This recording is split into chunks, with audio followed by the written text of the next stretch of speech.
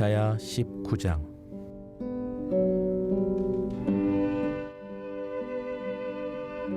애굽에 관한 경고라.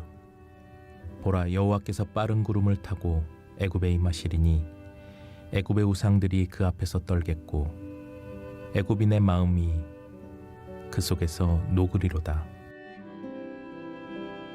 내가 애굽인을 격동하여 애굽인을 치리니 그들이 각기 형제를 치며 각기 이웃을 칠 것이요 성읍이 성읍을 치며 나라가 나라를 칠 것이며 애굽인의 정신이 그 속에서 쇠약할 것이요 그의 계획을 내가 깨뜨리리니 그들이 우상과 마술사와 신접한 자와 요술객에게 물으리로다. 내가 애굽인을 잔인한 주인의 손에 붙이리니 포악한 왕이 그들을 다스리리라. 주 만군의 여호와의 말씀이니라. 바닷물이 없어지겠고 강이 잦아서 마르겠고 강들에서는 악취가 나겠고 애굽의 강물은 줄어들고 마름으로 갈대와 부들이 시들겠으며 나일 가까운 곳 나일 언덕의 초장과 나일 강 가까운 곡식밭이 다 말라서 날려가 없어질 것이며 어부들은 탄식하며 나일 강에 낚시를 던지는 자마다 슬퍼하며 무리에 그물을 치는 자는 피곤할 것이며 세마포를 만드는 자와 배 짜는 자들이 수치를 당할 것이며 그의 기둥이 부셔지고 품꾼들이 다 마음에 근심하리라.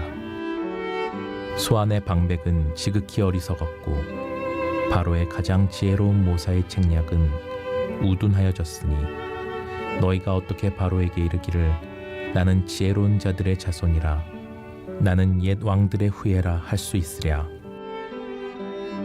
너의 지혜로운 자가 어디 있느냐? 그들이 만군의 여호와께서 애굽에 대하여 정하신 뜻을 알 것이요 곧 내게 말할 것이니라. 소안의 방백들은 어리석었고 노베 방백들은 미혹되었도다. 그들은 애굽 종족들의 모퉁이 돌이 건을 애굽을 그릇 가게 하였도다. 여호와께서 그 가운데 어지러운 마음을 섞으셨으므로 그들이 애굽을 매사에 잘못 가게 함이 취한 자가 토하면서 비틀거림 같게 하였으니 애굽에서 머리나 꼴이며 종려나무 가지나 갈대가 아무 할 일이 없으리라. 그날의 애굽이 부녀와 같을 것이라. 그들이 만군의 여호와께서 흔드시는 손이 그들 위에 흔들림으로 말미암아 떨며 두려워할 것이며 유다의 땅은 애굽의 두려움이 되리니 이는 만군의 여호와께서 애굽에 대하여 정하신 계획으로 말미암음이라. 그 소문을 듣는 자마다 떨리라. 그날의 애굽 땅의 가나안 방언을 말하며 만군의 여호와를 가리켜 맹세하는 5 성읍이 있을 것이며 그중 하나를 멸망의 성읍이라 칭하리라. 그날의 애굽 땅 중앙에는 여호와를 위하여 제단이 있겠고 그 변경에는 여호와를 위하여 기둥이 있을 것이요 이것이 애굽 땅에서 만군의 여호와를 위하여 징조와 증거가 되리니 이는 그들이 그 압박하는 자들로 말미암아 여호와께 부르짖겠고 여호와께서는 그들에게 한 구원자이자 보호자를 보내사 그들을 건지실 것임이라. 여호와께서 자기를 애굽에 알게 하시리니 그날의 애굽이 여호와를 알고 제물과 예물을 그에게 드리고 경배할 것이요 여호와께 서원하고 그대로 행하리라. 여호와께서 애굽을 치실지라도 치시고는 고치실 것이므로 그들이 여호와께 돌아올 것이라. 여호와께서 그들의 간구함을 들으시고 그들을 고쳐주시리라. 그날의 애굽에서 아수르로 통하는 대로가 있어 아수르 사람은 애굽으로 가겠고 애굽 사람은 아수르로 갈 것이며 애굽 사람이 아수르 사람과 함께 경배하리라. 그날에 이스라엘이 애굽 및 아수르와 더불어 셋이 세계 중에 복이 되리니 이는 만군의 여호와께서 복주시며 이르시되 내 백성 애굽이여 내 손으로 지은 아수르여 나의 기업 이스라엘이여 복이 있을지어다 하실 것임이라.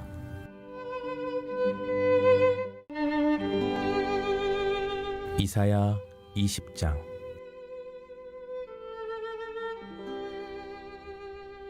아수르의 사르곤 왕이 다르단을 아스돗으로 보내매 그가 와서 아스돗을 쳐서 취하던 해니라. 그때 여호와께서 아모스의 아들 이사야에게 말씀하여 이르시되 갈지어다 내 허리에서 배를 끄르고 내 발에서 신을 벗을지니라 하시매 그가 그대로 하여 벗은 몸과 벗은 발로 다니니라. 여호와께서 이르시되 나의 종 이사야가 3년 동안 벗은 몸과 벗은 발로 다니며 애굽과 구스에 대하여 징조와 예표가 되었느니라. 이와 같이 애굽의 포스와 구스에 사로잡힌 자가 아스루 왕에게 끌려갈 때에 젊은 자나 늙은 자가 다 벗은 몸과 벗은 발로 볼기까지 드러내어 애굽의 수치를 보이리니 그들이 바라던 구스와 자랑하던 애굽으로 말미암아 그들이 놀라고 부끄러워할 것이라. 그날에 이 해변 주민이 말하기를 우리가 믿던 나라 곧 우리가 아스루 왕에게서 벗어나기를 바라고 달려가서 도움을 구하던 나라가 이같이 되었은즉 우리가 어찌 능히 피하리오 하리라.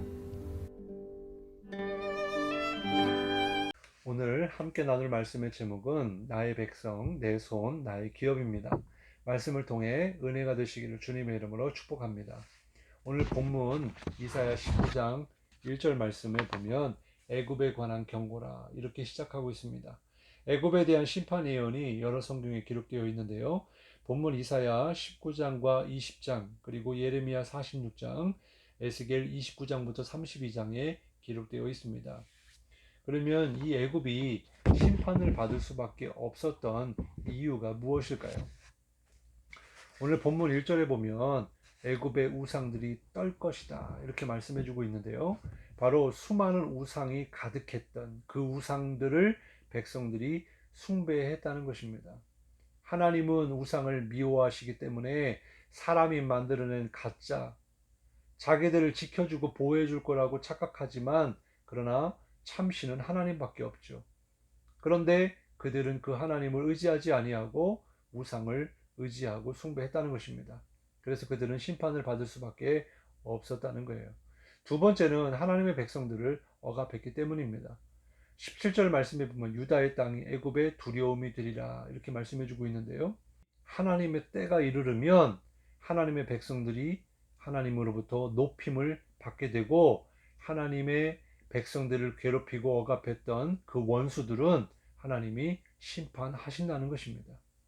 또한 세 번째는 애굽이 교만했기 때문에 심판을 받을 수밖에 없었습니다. 왜 교만했을까요? 에스겔 29장 3절 말씀에 보면 너는 말하여 이르기를 주 여호와께서 이같이 말씀하시되 애굽의 바로 왕이여 내가 너를 대적하노라 너는 자기의 강들 가운데에 누운 큰 악어라 스스로 이르기를 나의 이 강은 내 것이라 내가 나를 위하여 만들었다 하는도다. 여기 보니까 자기 자신이 마치 창조주 하나님인 것처럼 자기가 신인 것처럼 모든 것의 주인이 자기인 것처럼 그렇게 착각하며 생각했다는 거예요. 이것이야말로 정말 교만이죠. 그리고 착각입니다. 이 세상을 만드시고 또 주관하시고 이 세상의 주인은 오직 창조주 하나님밖에 없습니다. 그런데 이 바로 왕은 자기가 만들고 자기가 주인이라고 했다는 거예요. 정말 자기가 가지고 있는 그 권세와 능력은요, 자기가 잘났기 때문이고 또 이 권세가 누구도 두려워하지 않을 만큼 그래서 누워 있어도 걱정할 것이 없을 정도로 막강한 힘을 가지고 있었기 때문에 자신의 힘을 자랑했다는 것입니다. 물론 그럴 만도 한 게 이 애굽이 세상에서 가장 긴 약 6,800km의 나일강을 중심으로 형성된 나라이지 않습니까? 그래서 거기에서 고대 문명이 발생이 됐고요. 또 땅이 워낙 비옥해서 1년에 6번의 농사를 지을 정도로 그래서 엄청난 곡물들을 생산할 수 있었습니다. 이것이 애굽의 백성들을 먹여 살릴 뿐만 아니라 주변 국가들의 주요 식량원이 되기도 했습니다. 그래서 주변에 있는 나라들은요, 애굽을 의지할 수밖에 없었어요. 그리고 정치적으로도 그렇고 종교와 결합한 신권 정치로 인해서 굉장히 왕권이 강력했습니다. 그리고 과학이라든지 학문이 많이 발달해서 약 5천년의 강대국으로서의 역사를 가지고 있어요. 그래서 이 애굽과 이 애굽의 왕인 바로는 교만에 빠졌던 것입니다. 그러한 바로를 하나님께서 심판하시겠다는 거예요. 에스겔 29장 3절 말씀에 보면 애굽의 바로 왕이여 내가 너를 대적하노라. 사람이 사람을 대적하는 게 아니라 나라가 나라를 대적하는 게 아니라 하나님이 바로 왕을 하나님이 애굽을 대적하신다고 말씀해 주고 있어요.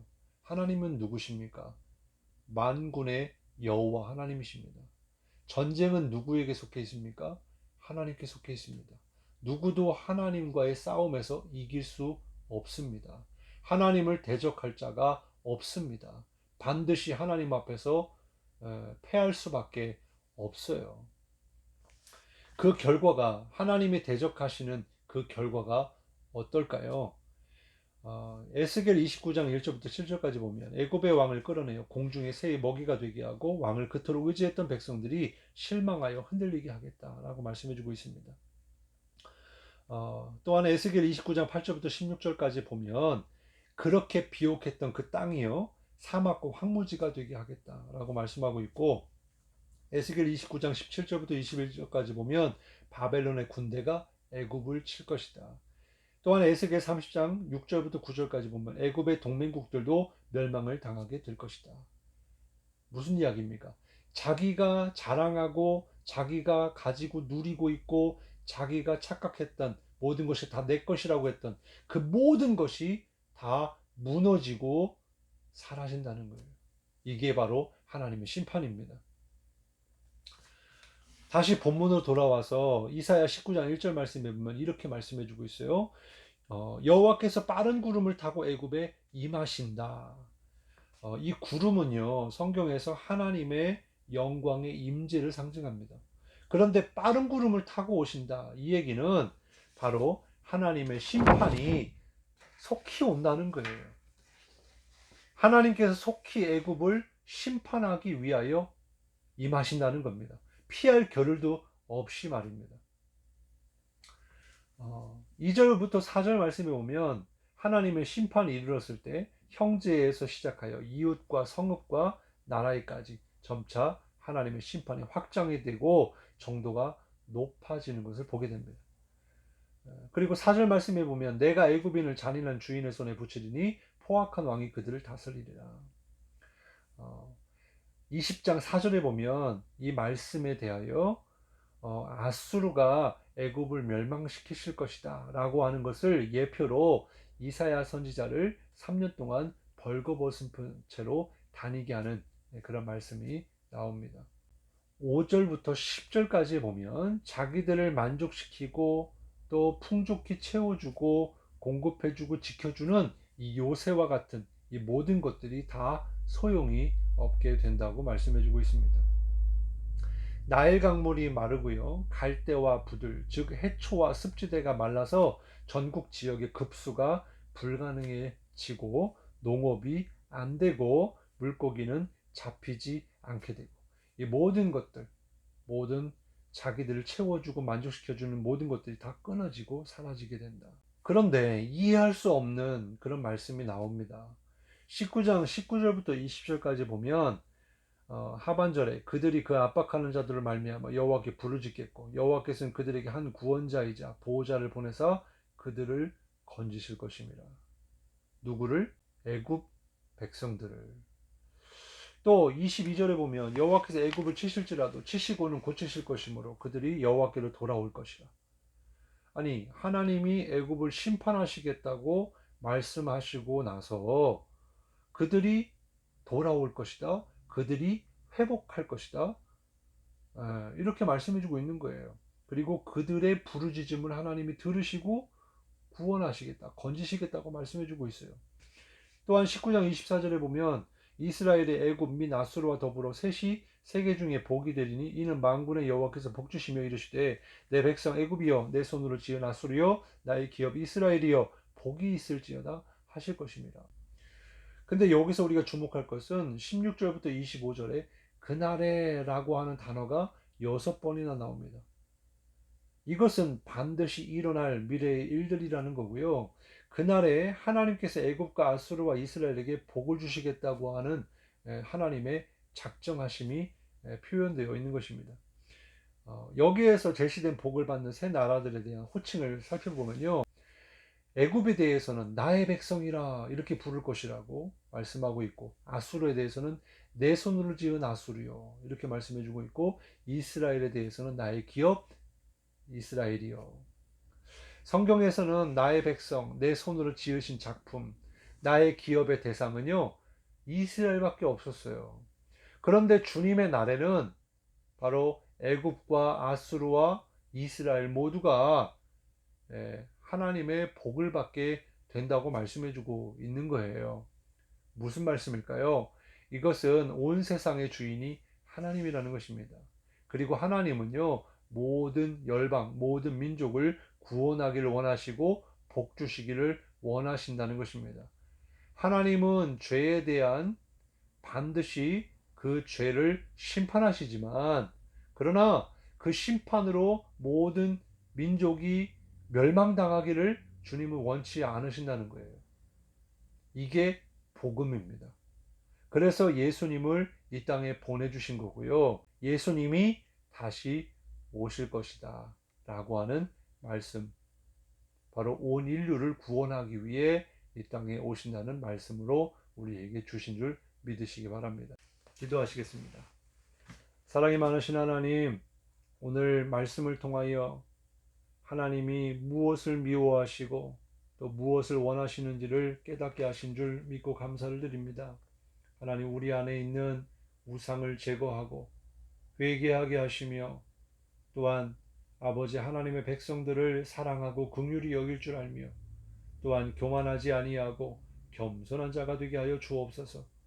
뿐만 아니라 하나님의 마음이 겸손한 자에게 있고, 하나님만을 의지하고 주님만을 바라보며 주님께 기도하며 부르짖는 자를 주님께서 기뻐하시는 줄 믿습니다.